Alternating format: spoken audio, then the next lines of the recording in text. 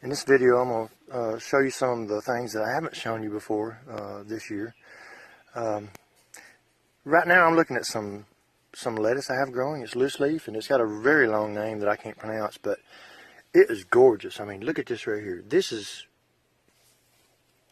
the different colorations on this leaf. It's going to be gorgeous, and of course, I have tons of it. This was sown for the Bricks restaurant, which I'm not going to be selling to now because they're closed down, but still, I'm going to be selling to people at work and at the farmer's market, hopefully. And again, it's organically grown. I just got through spraying it with, I talked to you a while back about BT worm killer, or Bacillus thuringiensis. And this is the Green Light brand. And this is what it looks like. It's biological insecticide for control of certain leaf-chewing caterpillars or worms on vegetables, fruits, shade trees, and ornamentals. It even works on bagworms, like gets on your trees. But active ingredient, Bacillus thuringiensis, subspecies, Crustacea spores, and insecticidal toxins. And you want to mix this stuff 1 tablespoon per gallon of water. And in the past, when I've bought like, Miracle Grow, the water soluble kind, and it comes with a little measuring spoon with it, 1/4 teaspoon on one end and 1 tablespoon on the other end. I keep all those because they come in handy, man. I use them. I mean, you can even wash them up and use them in the kitchen. But yeah, 1 tablespoon per gallon of water, which I tend to add just a little bit more, maybe like a tablespoon and a half, because sometimes more is better. Here's another brand of the same stuff, Bacillus thuringiensis. It's thuricide, and it controls moth larvae, caterpillars, certain leaf-eating worms, and gypsy moths. See, there's a picture of tent caterpillars. They get on your trees and they drive you crazy. You can spray some of this stuff on there and they're toast. But what I want to tell you is, don't mix up more than you need, because it only lasts for 12 hours. It's only good for 12 hours in the container that you spray with. So right now, my vegetative growth, it's not, adult size yet. So I'm doing a ½ gallon for everything in the garden. And later on, it'll go to 1 gallon, I'm sure, as the leaves get bigger. But again, this is another kind, and this is another type of lettuce that I'm growing. It's a lot of it. And here's the variety. I can't pronounce that. I don't know. It's like Rouge de Hiver lettuce or something. It's like French, maybe. I don't know. But I've got several different kinds down through here. Here is a mascara. It's mascara lettuce. And it'll come in. It'll be real red later on. I'm going to take you down through here. Here is flashy butter oak lettuce. It's going to be beautiful as well. Here's devil's ear lettuce right there. And this is Lola Rosa lettuce. It's going to have some red in it as well. And there's a little kale plant germinated. Here's mesclun. It's going to be, it looks very different. It's got a lot of different stuff in it, and it's actually got this right here's kale, but it's a mixture of all different kinds of lettuce and stuff that goes in salads. There's something that it kind of looks like the greens on a carrot, but of course it's not. And I've got another one right here. It's Livingston's cutting lettuce, and it's going to be different colors. And by the way, when you plant something and you have it completely weedless, things will just pop up. If there's something out of place, it's going to stick out like a sore thumb. And I just have noticed one. And it's right there.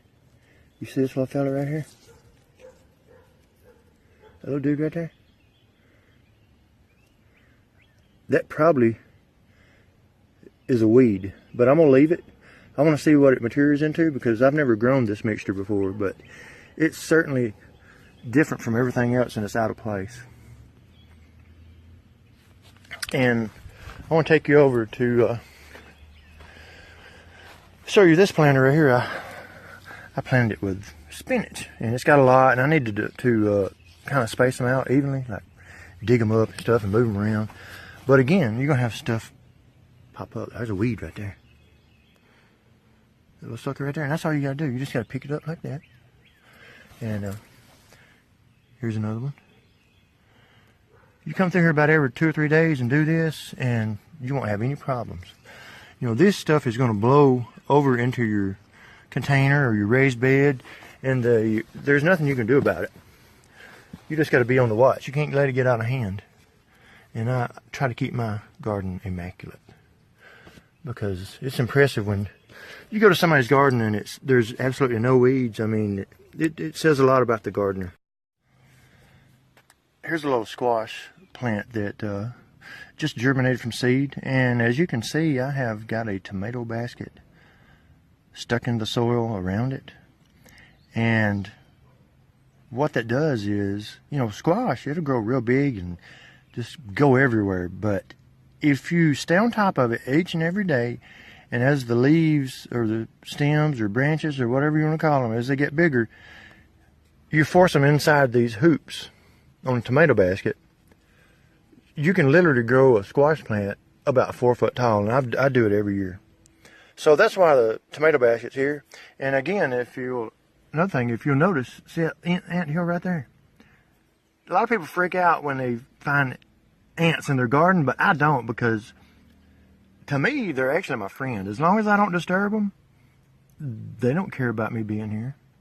And a few years ago, I actually saw an ant carrying a termite in my raised bed, and that was the coolest thing I'd ever seen in my life, because I was like, wow, you know, I've got termites obviously, but the ants are controlling them for me.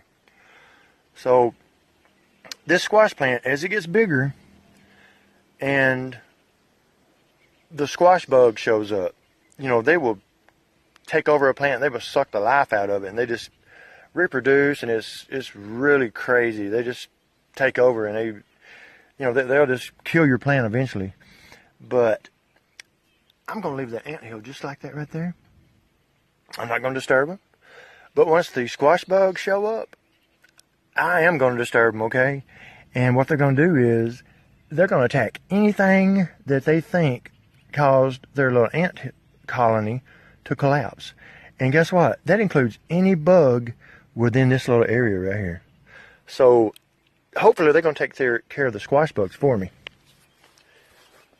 I want to show you something else. You know, I've got all kinds of tomatoes and stuff down through here, but at the same time, I planted some cucumbers, and they've all germinated. You know, I tried to plant a few in between my tomato plants, and I had to thin them out, and I'm hoping to get just a few cucumbers to sell at the farmer's market. I did it for both of my big raised beds, and, you know, one small little plant like that right there, you'd be surprised how much you can actually get out of it once it runs up this trellis right here. You know, that one plant, I'm probably going to get, I don't know, 20 cucumbers off of it. You take all these and add them up, all of a sudden you got a lot. And you can do it in between your tomato plants. I've even got one right here. There's a capillary action planter that I built several years ago from it is I think it's an 18-gallon old shop vac bucket or container, and it's lasted forever. I mean, literally, this thing right here, it's 30 years old, and it's still hanging in there. But it's capillary action planter. I've got 3 squash that germinated. I'm gonna have to remove 2 of them, and of course, I got the tomato basket right here. I'm gonna grow it up, man. I got all, you know, I ain't got much room horizontally, but vertically I can grow as far as I can reach, or even get on a ladder and reach. So that's the way to go, vertical.